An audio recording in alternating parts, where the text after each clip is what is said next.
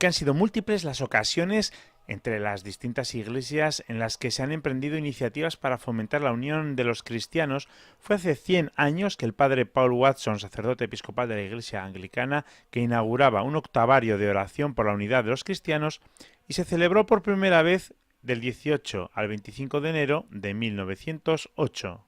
Bueno, para mí, para los anglicanos es muy importante.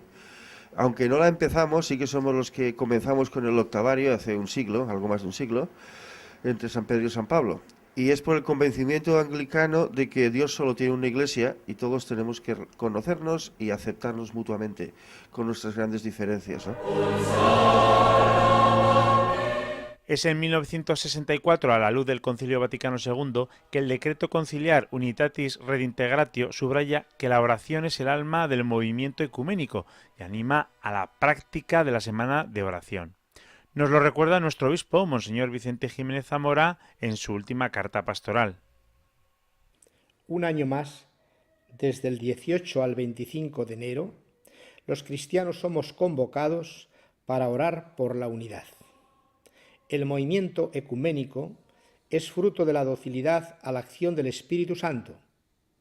El Concilio Vaticano II ha definido la aspiración ecuménica como un movimiento cada día más amplio, surgido también entre nuestros hermanos separados, por la gracia del Espíritu Santo, para restablecer la unidad de todos los cristianos.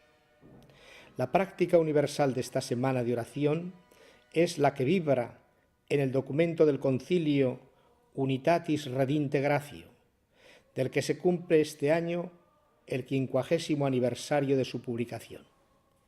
La conversión del corazón, dice el documento sobre el ecumenismo, la santidad de vida, junto con las oraciones públicas y privadas por la unidad de los cristianos, han de considerarse como el alma de todo el movimiento ecuménico y con toda verdad puede llamarse ecumenismo espiritual. Aunque ya en 1926 el movimiento Fe y Constitución lanza por primera vez una publicación para coordinar y aunar un octavario de oración por la unidad de los cristianos, no es hasta 1968 que en la Iglesia Católica se celebra la Semana de Oración por la Unión, basándose en los textos de Fe y Constitución y del Secretariado para la Unidad de los Cristianos. Hoy en día la colaboración entre las iglesias, las parroquias y las comunidades anglicanas, católicas, ortodoxas y protestantes en la preparación y la celebración de la Semana de Oración por la Unidad es una práctica ya familiar, lo que es prueba tangible de la eficacia de la oración por la unidad. Un ejemplo claro de este gesto de unión son los actos que esta semana organiza el director del Secretariado de Ecumenismo, Jesús Bilbao, y su equipo diocesano de colaboradores. Es pues que la Iglesia Católica, Anglicana, Protestante y Ortodoxa se une estos días en la diócesis de Santander con motivo del octavario de la unidad de los cristianos. Con motivo de la Semana de Oración por la Unidad de los Cristianos que la Iglesia inició este 18 de enero, la experta en ecumenismo y miembro del equipo de este área en la diócesis de Burgos, Arantxa Ruiz Sánchez, pronunció el sábado pasado en la Casa de la Iglesia la conferencia titulada El ecumenismo a la luz del Vaticano II. Vamos a hacer un repaso de los principales acontecimientos que se sucedieron previamente a la celebración del concilio y que marcan hitos tremendamente significativos en la historia del ecumenismo del siglo XX. Vamos a dar un repaso a lo que sucedió en torno al concilio y después vamos a revisar toda la historia posterior al concilio para entender qué es lo que supuso esta nueva forma de comprenderse a sí misma la Iglesia y también de comprender y de aceptar a las otras iglesias, de acogerlas, y esta nueva manera de emprender las relaciones con las otras confesiones. Bueno, recordar en este 50 aniversario que los católicos fuimos invitados por el concilio a tomarnos en serio el trabajo por la unidad. Fue uno de los objetivos principales de aquel concilio y hoy tenemos que refrescar aquel llamado y tenemos también que volver a tomar con responsabilidad esta misión y esta invitación a tender la mano a las otras iglesias y hacerlo con entusiasmo y con más madurez que han traído este medio siglo de trabajo ya adelantado. Arantxa Ruiz no solo nos habló del movimiento ecuménico a raíz del Vaticano II, sino también del impulso que el Papa Francisco está dando en su pontificado. Es más lo que nos une que lo que nos separa, eso es lo que quiso dejar claro el concilio, y el trabajo que se ha desarrollado posteriormente en estas últimas décadas precisamente tiene ese fundamento. Sabiendo y siendo conscientes de que hay grandes diferencias todavía entre nosotros, lo que sí se ha emprendido durante estas décadas ha sido un diálogo en la caridad, y en esas estamos con todas las esperanzas puestas en que el Espíritu Santo va a acompañar este camino de entendimiento, y las iglesias conseguirán con esfuerzo, trabajo y también de la mano de la providencia la unidad visible, que esa es la tarea que nos hemos impuesto los ecumenistas.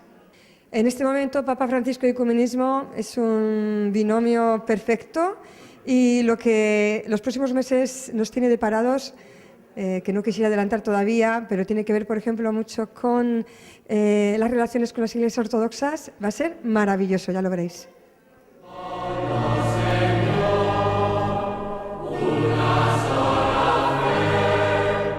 Y continuando con la semana ecuménica, el lunes 20 de enero se celebró una oración en la iglesia de los jesuitas de Santander con la presencia de representantes de las distintas confesiones en nuestra región.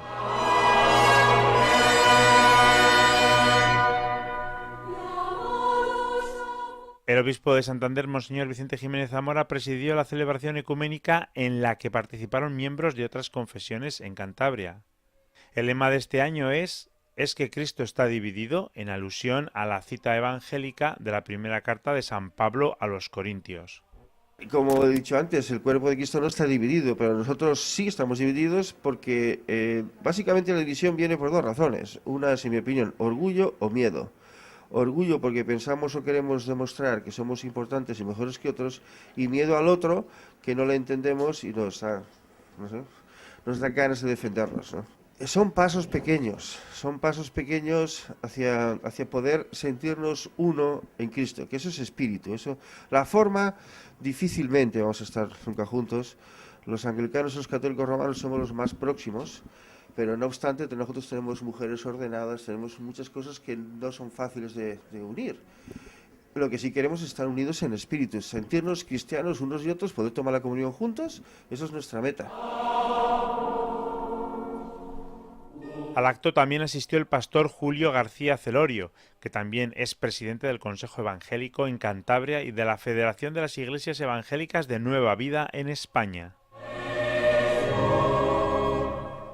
Por su parte, para el reverendo Alberto Sánchez de la Iglesia Anglicana, en sentido ecuménico hay puestas muchas esperanzas en el Papa Francisco. El Papa Francisco acaba de decir hace unos días, hablaba del ecumenismo de sangre, porque muchos de los que están muriendo mártires hoy son cristianos y hemos de reconocerlo.